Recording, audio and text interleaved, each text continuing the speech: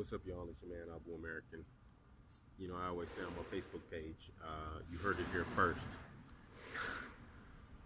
Looking at like a lot of these European countries changing their stance on refugees and like just totally changing the perception from a negative one to a positive one has nothing to do with humanity or humanitarian or, trying to look good. And you shouldn't trust the media when they start playing these games like, the top 5 Arab countries, Saudi Arabia, Qatar, and all these other places, UAE, aren't taking in any Syrian refugees. What they're trying to do is they're trying to mask what Western countries are doing under the guise of like humanitarianism. And they're trying to throw somebody under the bus at the same time. So you're like, oh, look at those bad guys. Look what we're doing.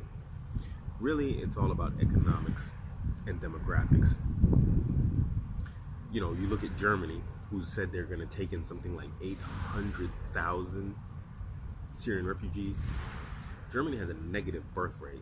They do not have a replacement population, birth cycle going on there. Germans are a dying people. They will cease to exist very soon.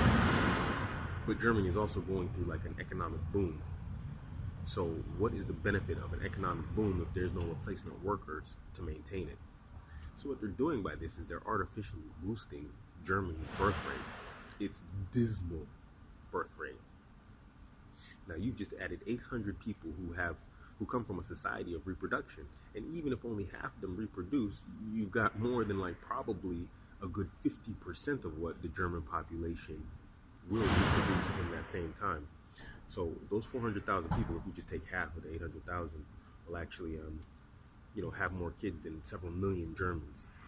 And if you don't think that makes sense, then you're crazy. So I would be keenly skeptical of anything the media like puts in your face, saying like, look at look what those Arabs are doing. They're not taking anyone, and this, that, the other, and they don't take refugees. Well, that's just a bunch of crap. Let's just look at Saudi alone. Saudi Arabia takes in and supports the Syrians more than anyone else. But what the difference is Saudi Arabia doesn't have any refugees at all. Why? Because they give them normalized residency status. How is someone who has a normalized residency status considered a refugee? He's not a refugee, he's a resident. So Saudi Arabia gives the Syrians residency. They don't give them refugee status, which is better than what the West is doing.